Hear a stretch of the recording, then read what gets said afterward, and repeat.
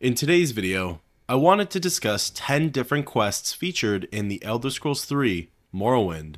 The quests in order are A Lucky Coin, The Silver Bowl, Toll's Escape, A Man and His Guar, The Angry Trader, The Scholars and the Maiden Kaguti, Nell's Lendo, Vasir Didanat Ebony Mine, Pemini and the Boots of Blinding Speed, and The Lady's Ring.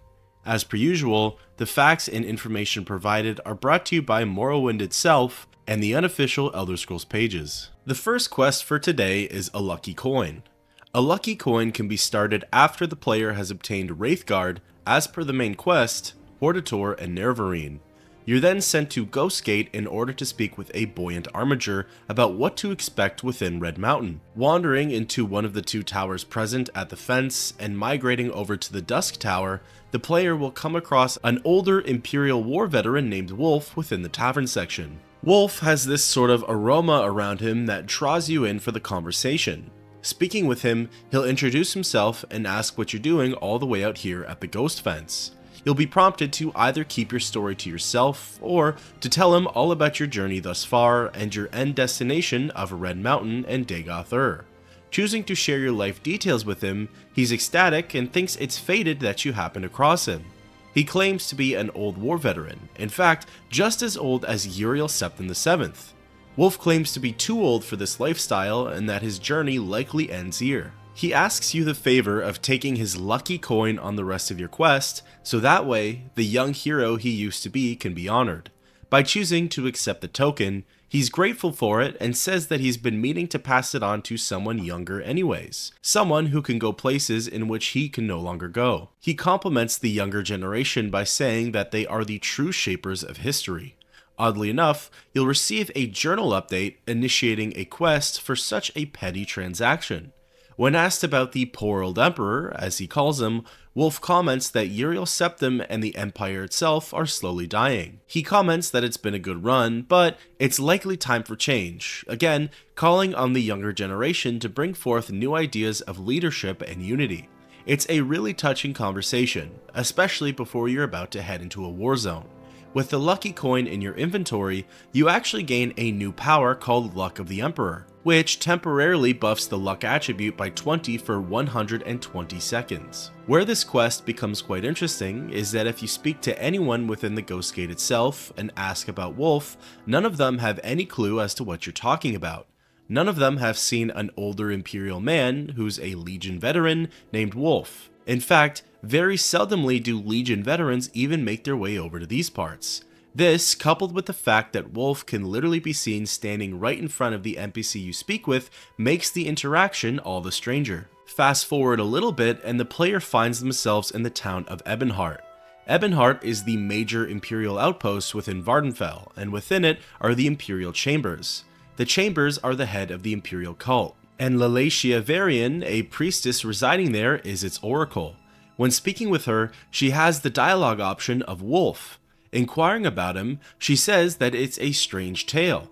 She begins to piece together the puzzle, being marked by good fortune, by the luck of the Emperor, the face of the veteran resembling the face on the coin, no one else being able to see Wolf, etc. She theorizes that you've had an encounter with Tiber Septim himself, which she then suggests was a bad omen. From there, the rest of the information she gives you is background knowledge on Talos, to which your journal entry is updated. The quest is completed and the only remaining interaction you can have is while speaking to an Imperial Legion officer. When asked about the latest rumors, word has traveled that you've been visited by Tiber Septim. Any Legionnaire spoken to about this will be awestruck and ask an abundance of questions, none of which you can reply back to. Since it's now suggested that Wolf is an apparition of Tiber Septim, his words can be taken in a completely different manner. My interpretation of the interaction is that him passing the lucky coin onto the player is his way of passing the torch of heroism and leadership. When Wolf says he's giving it to someone who can go places he no longer can, it's symbolic of the Empire being unable to deal with the current threat at hand. And of course, when Wolf says the Empire is waning and the newer generation should come up with a new system, even Tiber Septim realizes that the Empire's principles, methods, and ideals are outdated. I can't help but wonder if this is a bit of foreshadowing thrown in by Bethesda with regards to the Septim Dynasty coming to an end in the next installment. Regardless, what a nifty little interaction this quest brings, and with that, thus ends a lucky coin. The next quest for today is called the Silver Bowl. This one begins with the player in the Ascadian Isles region. Running along the road north, just past Pelagiad, the player will come across a dungeon called Alamusa. Within Alamusa, you'll find the opposing force of 2 bandits. The cave itself is rather small, as it only consists of a long walkway with 1 room at the end. That little section is where all of the loot's contained. In the back, tucked away on a crate, is a unique dish piece called Belluel's Silver Bowl. Picking it up, the player oddly receives a journal update.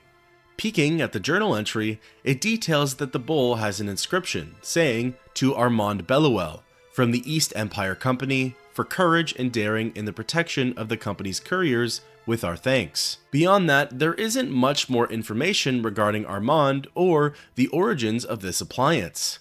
The name drop of the East Empire Company is a bit of a red herring for this quest. Instead, if the player returns to the nearby town of Pelagiad and asks any NPC about the bowl, they tell you to seek out a Breton woman named Piernette. Piernette Belluel lives on a farm not too far from town, but for specific directions, everyone will tell you to speak with Yvka within the fort itself. Seeking out the Nord, she tells you that her friend, Piernette, recently had the bowl stolen from her. She tells you to go to her farmhouse at once, and gives you detailed instructions on how to get there. The Belluels live north of Vivec, and honestly not very close to the town of Pelagiad. Following the landmarks all the way there, and entering inside of the home, Piernette can be seen standing about. Speaking with her, she introduces herself, and you can inquire about the Silver Bowl. She asks if it's the one that was recently stolen from her, and then asks if you know what happened to it. The 2 prompts are to either say that you found her silver bowl, or that you don't know what happened to it. Choosing the former, she describes what had happened. The bowl was stolen from her house while she was out visiting friends in Pelagiad. Armand, her husband, is stationed in Argonia, and the bowl was given to him as an award of sorts. He was escorting merchants from the East Empire Company when they were attacked by a group of bandits. The odds weren't in their favor, but Armand slew the chief, ultimately ending the attack and saving many lives. She asks if you plan on returning the bowl back to her, and the 3 prompts are to hand it right over, to ask for a reward first, or to keep it. Choosing to hand it directly to her without asking for a reward, Piernette expresses her gratitude. She says that she can't offer much in the way of compensation, but does offer valuable advice for selling and buying goods, which in turn raises your mercantile skill by 1. She then says that if you wish to become a member of the Imperial cult, Yvka, the Nord, can help you join. There really isn't much else to comment on with this quest. If you chose to keep the bowl for yourself, the disposition of the townsfolk in Pelagiad will decrease by quite a bit. With that, thus ends the quest, the Silver Bowl. The third quest for today is titled Toll's Escape. Toll's Escape begins with the player in the Ascadian Isles region. Just after leaving the town of Saran and taking the road leading northwest out of town, the player will come across a group of slaves. One of them is an Argonian named Toll. Speaking with him, he opens by begging for your help as he claims to be lost. Inquiring about aiding a poor old Argonian, Toll says that he recently escaped from the Dren plantation. He mentions that he's since gotten himself lost and that he's looking for a kind Redguard. The player is then prompted to either agree in helping Toll find whom he's looking for, or to decline in helping him out. Choosing the former, Toll is thankful for your aid and mentions how poorly he was treated as a slave at Dren Plantation.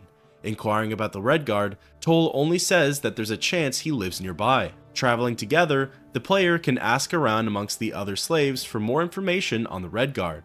They may say that he can be found northwest. The road leading from Saran coincidentally heads northwest, and it doesn't take very long in your travels to find a small farm with a lone Redguard. Thinking it to be the person Toll is looking for, you get in closer when all of a sudden, the Argonian begins to speak with you. His victim demeanor changes dramatically to a serious and confident killer. Toll thanks you for bringing him here and says that the Redguard has been causing trouble for the Kimona Tong for far too long. Toll says that he's about to kill him, and that you should flee while you can.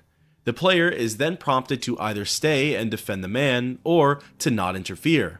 Choosing the latter, Toll says that you've made a wise decision and tells you to leave.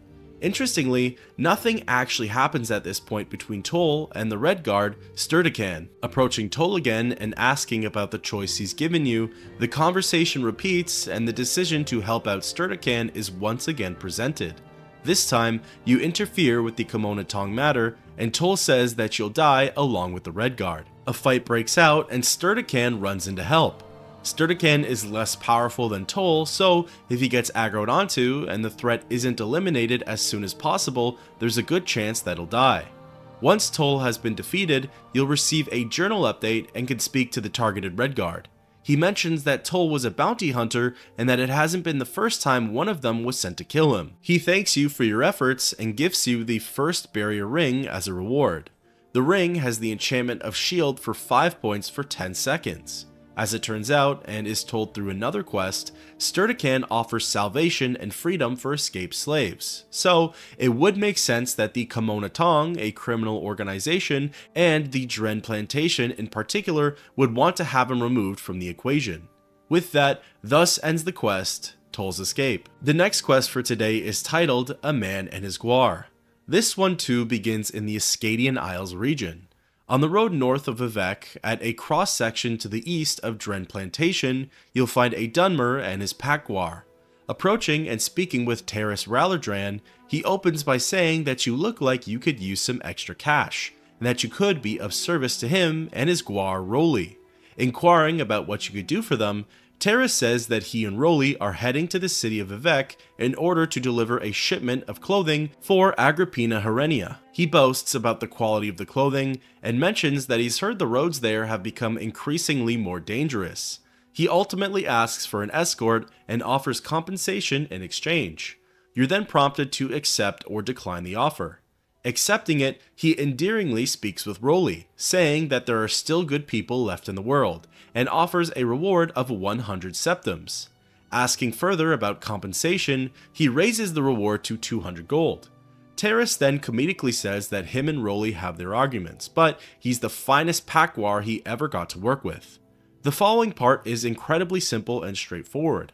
Walking south along the road and following the signs, Terrace will eventually stop you and say that since you're nearing the city, it's best to leave Roly here. From there, the two of you continue along the path until you arrive in the 4 1/4 canton of Vivec.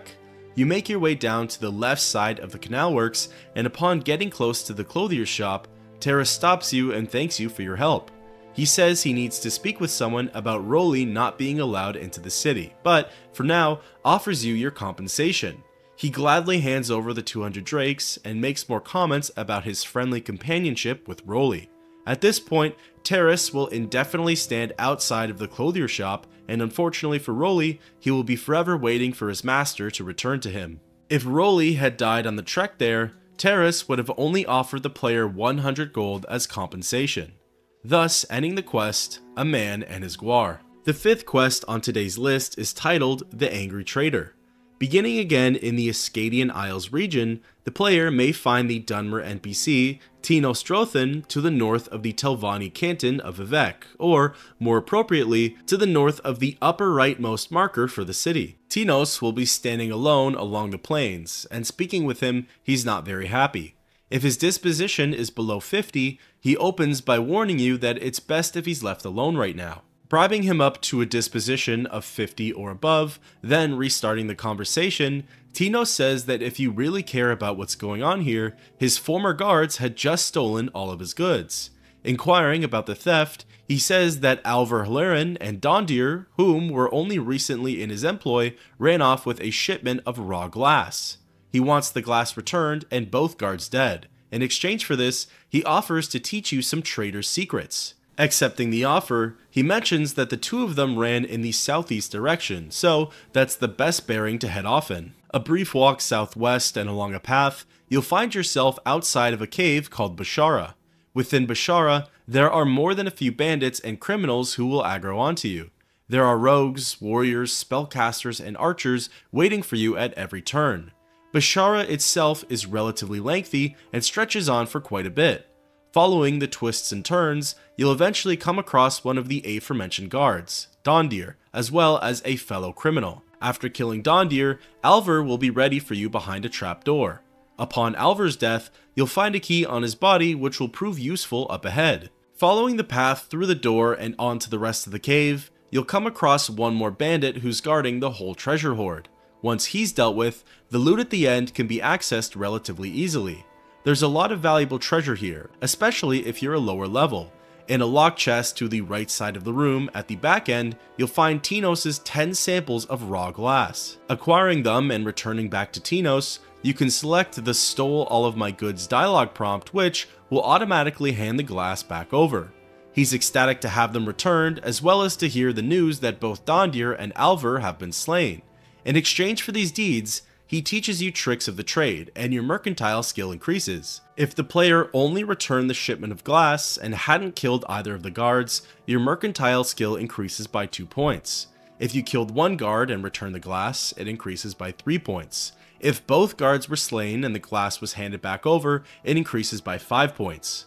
With that, thus ends the quest, The Angry Trader. The next quest for today is titled The Scholars and the Maiden Kaguti. Walking along the Ascadian Isles region, right by the fields of Camus, depending on the direction you come from, you might get aggroed onto by a couple of Kaguti. Dispatching them is no issue, although, oddly enough, their nameplates mark them as Maiden Kaguti. Just past them, you'll find a wood elf standing at an intersection on the road. Speaking with Thorinor, he asks if you can be of assistance, as his friend is lost and he's very worried about him. Inquiring about this friend, Thorinor says that elderscrolls and him were traveling along the road to Vivec, when, all of a sudden, they heard some strange noises. Idris, being inexperienced in the wilderness, ran off to investigate them, and he hasn't been seen since. It's been hours, and Thorinor fears for his life. The two of them are mere scholars, and he asks the player to aid in finding his friend. You have the options of accepting or declining the task. Agreeing to help out, Thorinor is very thankful but offers no assistance. The noises were coming from the now deceased Kaguti, as they were indeed mating. Close to their original location, you'll find a book on the ground called Kaguti Mating Habits, written by the aforementioned elderscrolls. The book consists of observations made on the Kaguti by Thorinor's friend. The cliff notes are that Kaguti don't travel in large packs. Females are the dominant sex, males are louder, especially in the nighttime, males don't confront one another during mating season when it comes to desired partners. Kaguti are extra aggressive during this time period, and they are increasingly territorial. Just slightly more east of this location, the player can find Idris in a rocky nook. He expresses his joy for finally being found and says that the Kaguti forced him away from his previous peep spot. You can inquire about his friend, and Idris asks to be taken back to him at once. He mixes in various comments about the Kaguti, like their vocalizations and noises. Together, the two of you return swiftly to Thorinor, and getting within the wood elf's proximity prompts a journal update. Speaking with Thorinor once more, he's ecstatic about you finding his friend and dearly thanks you. He says he doesn't have much to offer, but hands over an amulet of slow falling, which has apparently helped him and Idris on numerous occasions. Any further conversation with Idris results in him continuing to comment on the Kaguti and their appearances, calling the larger one a real ripper, whatever that means. The amulet of slow falling, surprisingly, has the enchantment of slow fall for 3 points for 10 seconds. If Idris was killed along the way, Thorinor would instead hand over the book 2920 Second Seed, which is a speechcraft skill book. With that, thus ends the quest, The Scholars and the Maiden Kaguti. The 7th quest for today is titled Nell's Lendo. If the player finds themselves wandering on the road leading east out of Sedanin and even further into the direction of Vivec, they will come across a Dunmer standing in the middle of the road. Approaching and speaking with him, he introduces himself in quite the confident manner, as Nell's Lendo. Asking more about him, he suggests that the player has heard of him before and there's no reason to be afraid. He calls himself a reasonable man and offers a fair proposition to the player. Inquiring about the proposition, if you're a male character, Nell says that for 50 gold, he will spare your life and allow you to continue onwards with your journey. He swears on his promise, and you're prompted to either submit to the shakedown or to stand your ground. Choosing the latter, he calls it an unwise choice and says that he hates to soil his clothes with your blood. The conversation ends and a fight breaks out. Nels fights with an enchanted blade, and lower level characters, particularly ones that might be starting out within the area, could have trouble facing him. Otherwise, after defeating Nels, you can loot his body for 100 gold and his weapon, which act as your reward for this outcome. Otherwise, by choosing to hand over the 50 gold to Nels, he calls it an excellent choice and says that he could be a very good friend to have. He tells you to look him up if you're ever in Pelagiad, as he frequents the halfway tavern there. He apparently offers services of some kind. Traveling to the nearby town and speaking with any of the guards there about Nels Lendo, they'll say that he's likely in the tavern drinking and getting busy with women. They all say they wish they could take care of him once and for all. Entering inside the tavern, Nels can be spoken to again, and he doesn't offer much in the way of unique dialogue. When asked once more about the proposition, he says that it's all said and done now. The services Nels offers is actually training in shortblade, security, and sneak, which could prove useful to some players. Now, the quest has an entirely different story to it if the player approaches Nels as a female character. He'll still make an introduction in a confident manner, and when asked about himself, he calls out your character for blushing and claims to not be a villain. Nels says that the only thing he would ask for from a woman such as your caliber is a single kiss, calling it the best prize he could ever solicit from a client. Once again, you'll be prompted to either accept or decline his conditions. Declining doesn't result in a fight, but only a disposition decrease with Nels. Otherwise, accepting to kiss him, he puts on the charm by saying even though everyone calls him a thief, it's you who's stolen his heart. The single kiss is worth more than a duke might have in his treasury. He then reiterates to the player that he can be found in the halfway tavern if you're ever in need of his services, bidding you farewell. With that, thus ends the quest, Nels Lendo. The next quest for today is called Vasir Didanat Ebony Mine. This quest begins with the player wandering around the riverbanks just south of Balmora. Past Shulk Egg Mine and across the bridge leading further south, the player will come across Vasir Didanat Ebony Mine. By simply just stepping foot inside of the cave, the player has unlocked the rest of the dialogue pathways needed to complete this quest. However, if you wish to explore it, there's plenty of valuable loot, including the raw ebony, which can be sold for 200 gold apiece. Lurking about, you're likely to face off against nuisance creatures, along with some fairly powerful Atronachs. As the story goes, Vasir Didanat Mine's location was lost after powerful Deja were summoned by one of its miners. Its placement is highly strategic and valuable for the Great House Halalu. So, that's where the rest of the story continues. There are 3 different representatives of the house that can be approached. The first one is Navina Ulis. She can be found within her home, Ulis Manor, which is located west of Saran. Speaking with her, you'll notice that Vasir Didanat Mine is now a dialogue option. Inquiring about it, she'll ask if you've rediscovered it and know of its location. She promises riches to the player and tells you not to go seek out Drambero or Vilanda Omani.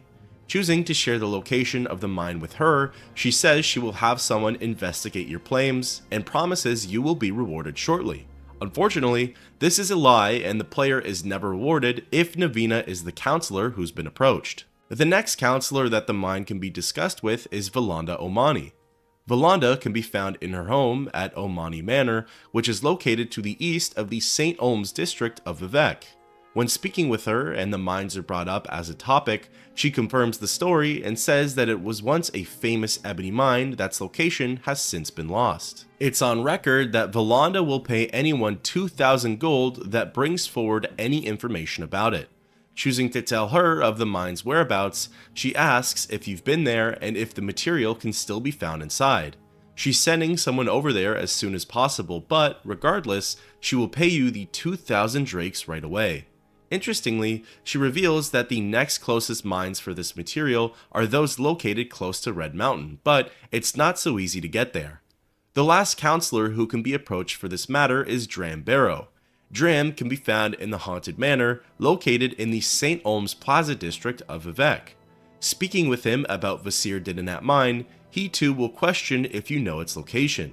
Choosing to divulge the information with him, he says that the area isn't technically his responsibility, but it's really useful information to know. As compensation, he offers you your choice of a weapon.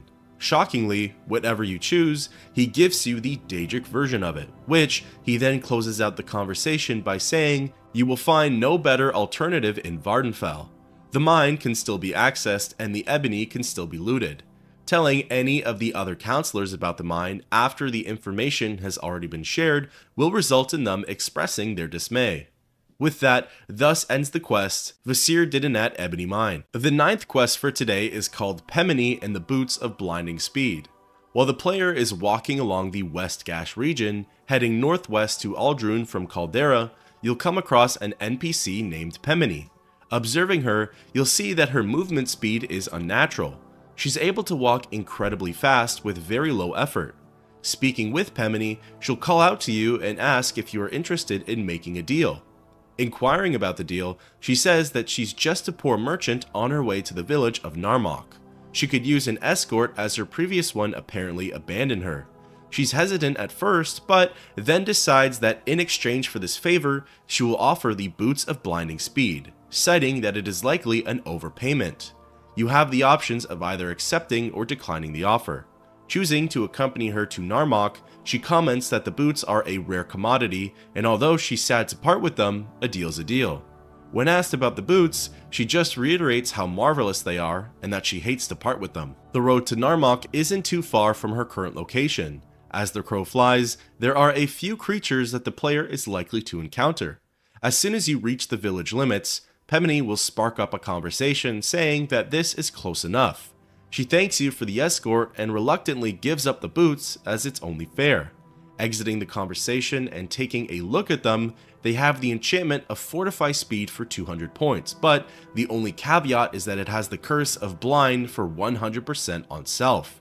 Their name is fairly appropriate, as your character can now zoom around from place to place at a fairly quick pace, but depending on how much magicka resistance the player has, you might also be staring at a completely black screen. The unofficial Elder Scrolls pages details multiple ways to get around the curse. One of the ways listed includes purchasing cheap resist magicka potions from Eris Talus in the High Fane of Vivec. The potions are cost efficient and can be stacked onto one another. Once drunk, quickly equip the boots to only leave the speed buff and negate the blinding curse. Another way is to create a spell that resists magicka for 100% for only a few seconds. The same method is used as when cast, the player should equip the boots in order to forego the blinding effect. Interestingly, Pemini claims to have been but a simple merchant on the way to Narmok. However, by asking around in Caldera or Narmok, the citizens will tell you that Pemini has a bounty on her head. She's slick and is able to avoid the authorities' capture. She deals sketchy items to people, often with great promise and a bad reward. Asking about the bounty leads to a journal update. Returning back to Pemini outside of Narmok, there will be a new dialogue prompt pertaining to her bounty. Inquiring about it at first, she becomes defensive and denies the claims, saying that she's always been an honest trader. You can keep hounding her about the bounty, which will result in a disposition decrease of 10 every time, and a new response with each accusation. Finally, on the 4th time asking about it, Pemini becomes hostile and begins to attack the player, citing that you've offended her for the last time. With that, thus ends the quest, Pemini and the Boots of Blinding Speed. The 10th and final quest for today is titled The Lady's Ring. This quest begins with the player in the West Gash region near the village of Ald Velothi. Along the road to the southwest of it, you'll come across a woman standing by a murky pond beside a bridge. Approaching Sinet Jeline and speaking with her, she greets you and says that she was hoping someone as handsome as your male character would happen across her. She asks if you can help a lady in distress. Inquiring about her concerns, she says that she dropped her ring in the pond just behind her. She would go in to get it, but works as a private dancer in Nissus and needs to go there soon. She asks you to get it for her, saying that she would be grateful and in your debt. Choosing to accept her offer, she thanks you and says that once she's done her dancing in the evening, you should seek her out so the two of you can discuss your reward. Exiting the conversation and diving into the pond, the ring can be found in front of all the weeds on the left side. Picking it up, the player hears this dialogue. No good deed goes unpunished, Outlander. Sinette and her invisible companion surprise attack you, and the fight begins. Her friend is an archer while Sinette charges in with her dagger. Again, this fight could be overwhelming to lower level players. When both women are defeated, the reward for this quest is the gear you pick off of their inventories. Sinette has 130 gold, a Cruel Viper Bolt ring, a Dire Viper blade, and 12 Cruel Viper stars, all of them having some form of poison enchantments. Tavanu Tadrin, on the other hand, Sinette's companion, has 170 gold on her, as well as the Amulet of Shadows, which has the enchantment of Chameleon for 80% for 60 seconds on self. Interestingly, when the player agrees to do this job for Sinette, a translucent Tavanu can be seen walking out from behind a tree. She gets closer to the pond, likely setting herself up for the most advantageous position to strike from. If the player tries to speak with her, she simply tells you to go away. With that, thus ends the last quest, the Lady's Ring. That concludes the list of today's 10 side quests featured in the Elder Scrolls 3 Morrowind. Normally, I do individual videos for each side quest, or bunch together 2 or 3, but this was my first time putting together 10 of them. If you enjoyed this format, or prefer these standalone videos, I'd love to know down below. And until next time, keep on adventuring.